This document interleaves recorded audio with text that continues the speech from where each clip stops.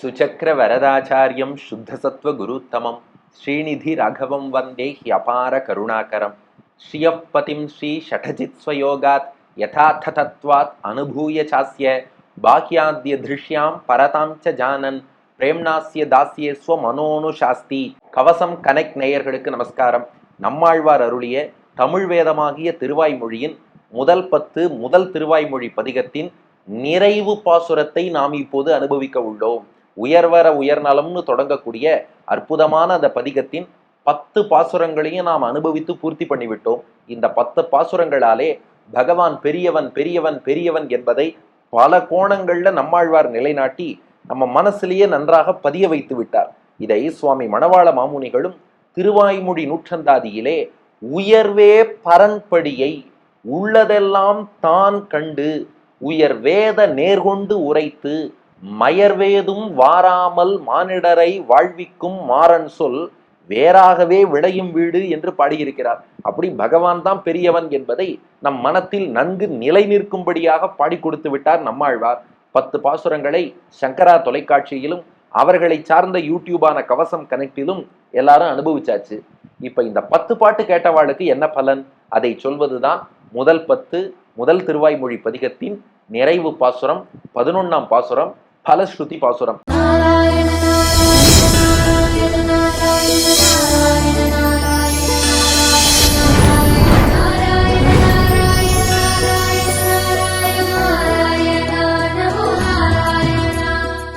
திருநெல்வேலி கருகே தாமிரபரணி நதிக்கரை ஆழ்வார் திருநகரி திருப்புலி ஆழ்வார் புளிய மரத்தடியிலே யோகத்தில் எழுந்தொருளி இருக்கும் நம்மாழ்வார் முதல் பதிகத்தின் நிறைவு பாசுரம் பாடுகிறார். கர விசும்பு எரி வழி நீர் நிலம் இவை மிசை வரன் நவில் திரள் வலி அடி பொறையாய் நின்ற பரன் அடிமேல் குருகூர் ஷடகோபன் சொல் நிரல் நிறை ஆயிரத்து இவை 10 வீடே. கரவிசும்பு எரிவழி நீர் நிலம் இவை மிசை வரன் நவில் திரள் வலி அடி பொறையாய் நின்ற பரன் அடிமேல் குருகூர் ஷடகோபன் சொல் நிரல் நிறை ஆயிரத்து இவை 10 வீடே என்பதுதான் நிறைவு பாசுரம்.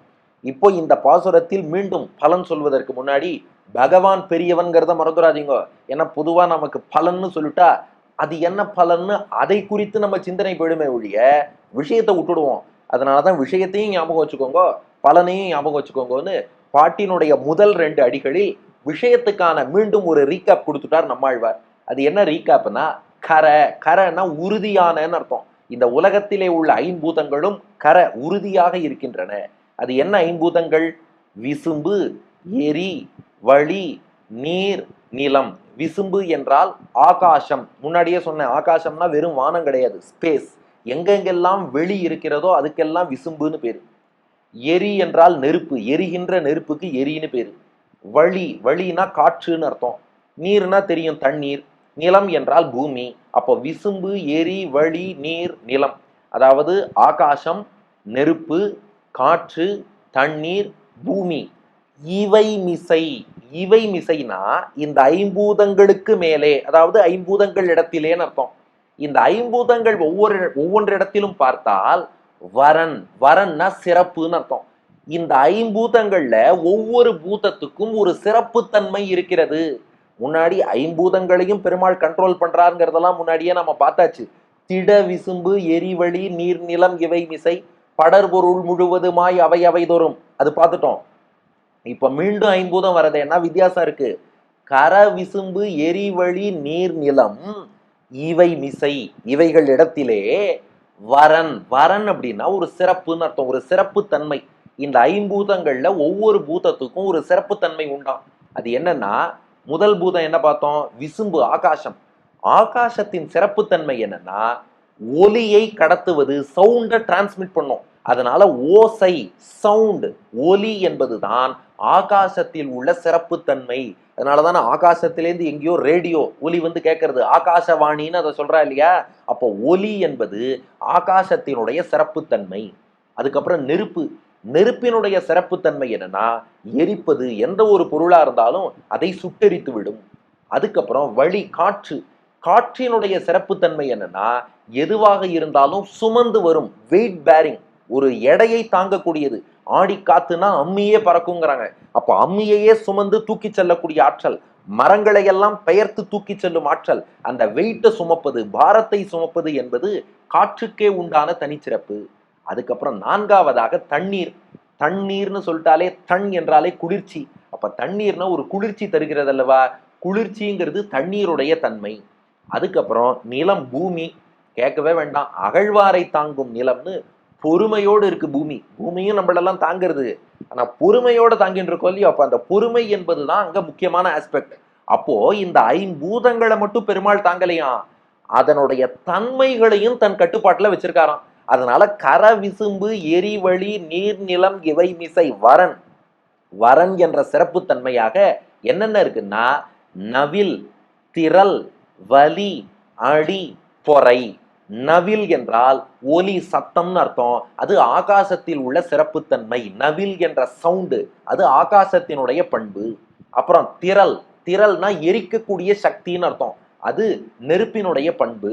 அதுக்கப்புறம் வலி, வலினா வலிமை, தாங்கக்கூடிய வலிமை, எதை வேண்டாலும் சுமக்கக்கூடிய வலிமை, அது வழி என்ற காற்றினிடத்திலே இருக்கிறது. அதுக்கப்புறம் அழி, அழினா குளிர்ச்சி, அந்த தன்மை அது தண்ணீரிடத்திலே இருக்கிறது. பொறை அப்படின்னா பொறுமைன்னு அர்த்தம். பொறுமைங்கிறது பூமாதேவி நிலத்திடத்திலே இருக்கிறது. அப்ப இந்த பாட்டை எப்படி புரிஞ்சுக்கணும்னா கர, விசும்பு, அதன் மிசை வரன், நவில். அதுக்கப்புறம் எரி என்று இருக்கிறது என்றால் அதன் மிசை திரள். அதுக்கப்புறம் வழி இருக்கிறது என்றால் அதன் மிசை வலி இருக்கிறது. அதுக்கப்புறம் நீர் இருக்கிறது என்றால் அதிலே அழி இருக்கிறது. அப்புறம் நிலம் இருக்கிறது என்றால் அதில் பொறை இருக்கிறது.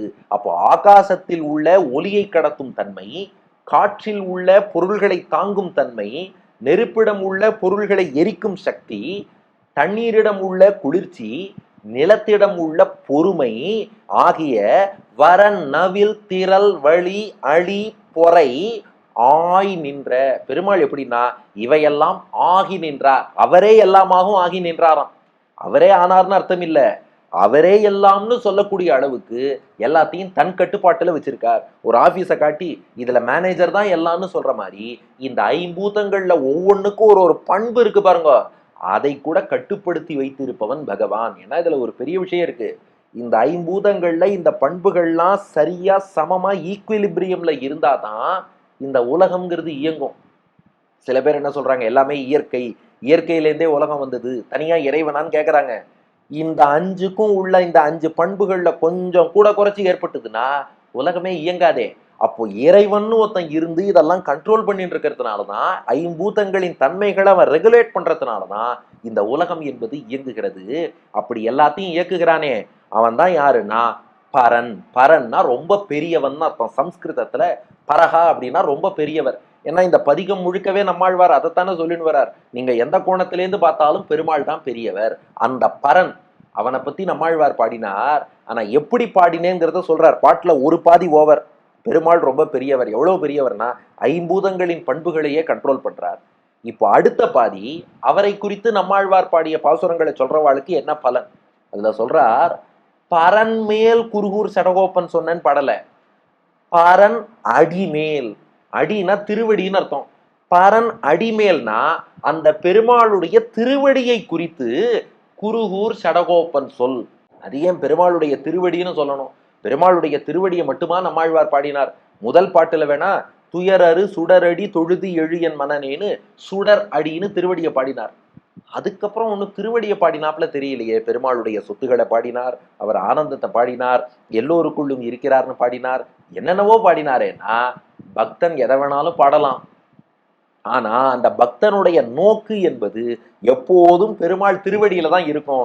ஏன்னா நமக்கெல்லாம் தஞ்சமாக இருப்பது அந்த திருவடி தானே.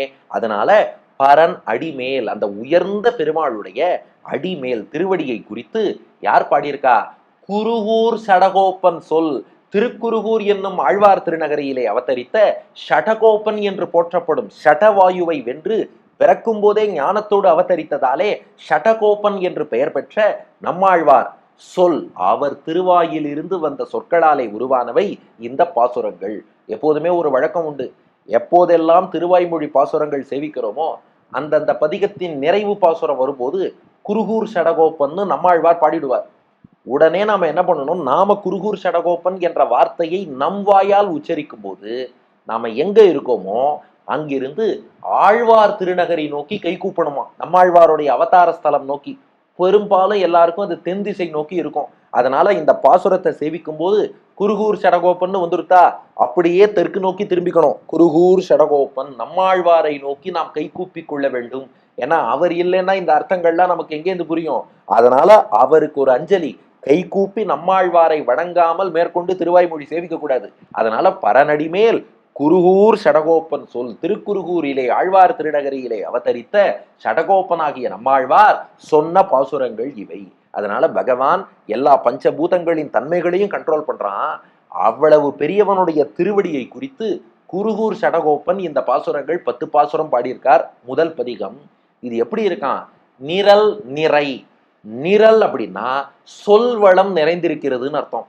நிறை அப்படின்னா பொருள் வளமும் நிறைந்திருக்கிறதுன்னு அர்த்தம். ஏன்னா நிரல் சொற்கள் பாருங்களேன், எவ்வளவு அழகா சொற்கள் அமைத்திருக்கிறார்னு. இந்த முதல் பதிகம் முழுக்க பாருங்க, பெருசா நெடில் எழுத்துக்களே வராது. எல்லாமே குறிலாகவே இருக்கும்படி, பெரும்பாலும் குறிலாகவே இருக்கும்படியாக இந்த ஒரு மொத்த பதிகத்தையுமே நம்மாழ்வார் அமைத்திருக்கிறார். அதுல அந்த சொற்களும் ரொம்ப சுவைபட இருக்கு. அதனாலதான் ஒரு குழந்தையை கேட்டாலும் கூட நாம் அவன் இவன் உவன் அவள் இவள் உவள் எவள் தாம் அவர் இவர் உவர் அது இது உது எது கேட்கும் போதே ஆனந்தமா இருக்கே.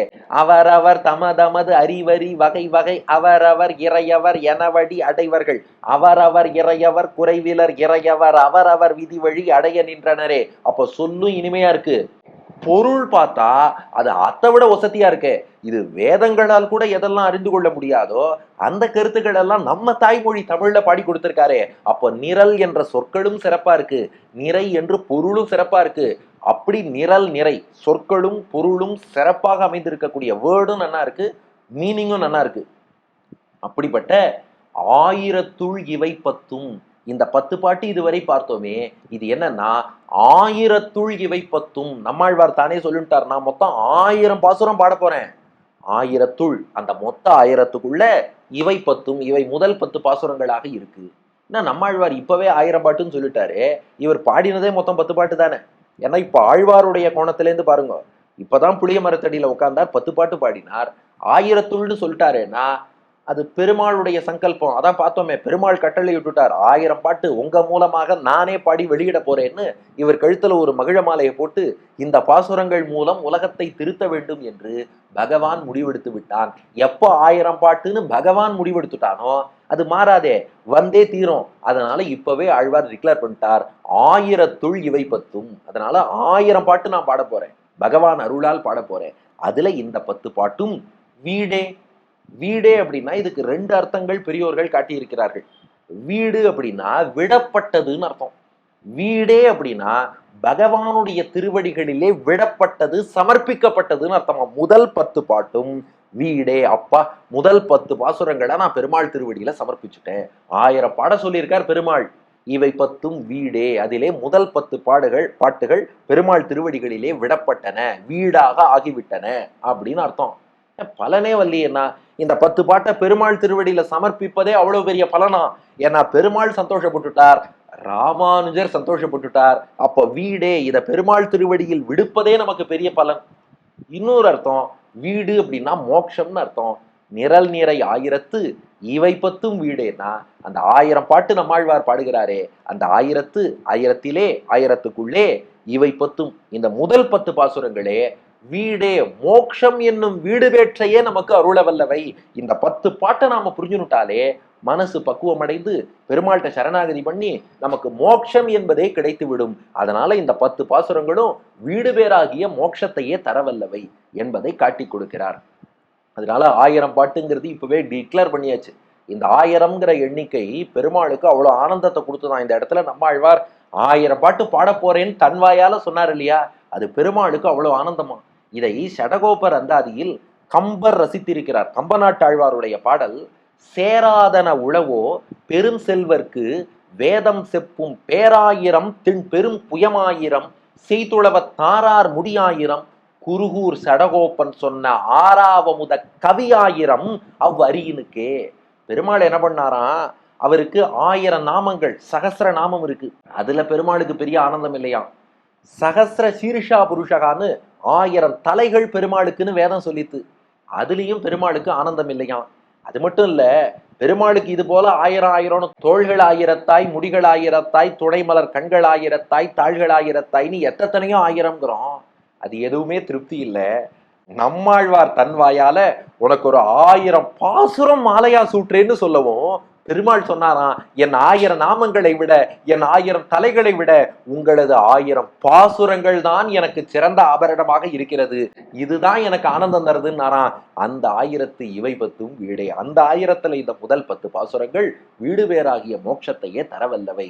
அதனால ஐம்பூதங்களாகிய நிலம், நீர், காற்று, நெருப்பு, வானம் என்ற 5லே காற்றுக்கு இருக்கக்கூடிய சுமக்கக்கூடிய ஆற்றல் என்ன, ஆகாசத்துக்கு இருக்கக்கூடிய சவுண்டை டிரான்ஸ்மிட் பண்ற ஆற்றல் என்ன, நெருப்புக்கு இருக்கக்கூடிய எரிக்கும் சக்தி என்ன, நீருக்கு இருக்கக்கூடிய குளிர்ச்சி என்ன, நிலத்துக்கு இருக்கக்கூடிய பொறுமை என்ன, இது எல்லாத்தையும் தன் கட்டுப்பாட்டில் கொண்டு உயர்ந்திருக்கிறானே பகவான்.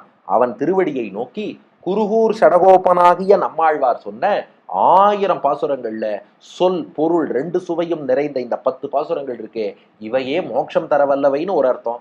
பகவான் திருவடிகளில் விடப்பட்டவை, சமர்ப்பிக்கப்பட்டவைன்னு இன்னொரு அர்த்தம் என்று பலன் பார்த்து இவை மோட்சமே தரும் என்ற பலனோடு இந்த பதிகத்தை நிறைவு செய்கிறோம். இந்த பாசுரத்துக்கு அடியனுடைய ஆச்சாரியனின் பிராச்சாரியன் அருளிய சம்ஸ்கிருத வடிவம் சௌக்ஷ்மியோபேத வியத் ஹுதாசன மருத் தோய க்ஷிதி வியாப்திமது ஸ்ரேஷ்டத்வாவக சப்த தாக பலிதா சைத்ய க்ஷமாரூபிணஹா ஈஷஸ்யாதி பதாம்பு ஜன்ம குருகா தீஷா ஷடாராதினா புரோக்தே பூர்ண பதார்த்த லக்ஷ்ம தசகம் மோக்ஷ சகஸ்ரேது இதம் என்பது சம்ஸ்கிருத வடிவம். அடியன் வழங்கும் ஆங்கில வடிவம். The Lord controls the properties of sound, power, carrying capacity, coolness and forbearance in ether, fire, wind, water and earth respectively. On the feet of this supreme Lord, Kuruhur Shatakopan has sung 1000 verses, among which these 10 verses, replete with great words and great meaning, are capable of bestowing liberation என்பது இதற்கான ஆங்கில வடிவம். இத்தோடு பகவான் பெரியவன் என்பதை உணர்ந்து கொண்டோம். அப்படியே நம்மாழ்வார் ராமானுஜர் அருளால முக்தியிலையும் ஒரு பர்த்தை ரிசர்வ் பண்ணிட்டோம். ஏன்னா இதன் மூலம் பெருமாள் பெரியவன்னு புரிஞ்சு சரணாகதி பண்ணி இவை 10 வீடே, நமக்கு மோட்சம் என்பதும் உறுதியாகிவிட்டது. அதனால இந்த பலனை சொல்லி பாசுரத்தை சேவித்து பதிகத்தை நிறைவு செஞ்சிடுவோமா? கரவிசும்பு எரிவழி நீர்நிலம் இவை மிசை வரநவில் திரள்வலி அழிபொறையாய் நின்ற பரநடிமேல் குருகூர் சடகோப்பன் சொல் நிரல் நிறை 1000 இவை 10 வீடே என்பதோடு முதல் பதிகத்தை நிறைவு செய்கிறோம். நம்மாழ்வார் திருவடிகளே சரணம், எம்பெருமானார் திருவடிகளே சரணம். அடுத்து இதே கோயில் திருவாய்மொழி, அதன் அடுத்த பகுதியாக திருவாய்மொழியின் முதல் 10 2ஆம் திருவாய்மொழி பதிகம் வீடுமின் முற்றவும் என்ற சுவையான பதிகத்தை அடுத்த பகுதியில் இருந்து காண்போம். நம்மாழ்வார் திருவடிகளே சரணம், எம்பெருமானார் திருவடிகளே சரணம். கரவிசும் பெரிவடி நீர் நிலமிவை மிசை வரனவில் தீரல் வலி அழிபொறையாய் நின்ற கரவிசும் பெரிவடி நீர் நிலமிவை மிசை வரனவில் தீரல் வலி அழிபொறையாய் நின்ற பரநடி குருகூர் சடகோபன் சொல் நிற நிறையாயிரத்து இவை 10 வீடே. பரநடி மேல் குருகூர் சடகோபன் சொல் நிற நிறையாயிரத்து இவை 10 வீடே. நிற நிறையாயிரத்து இவை 10 வீடே.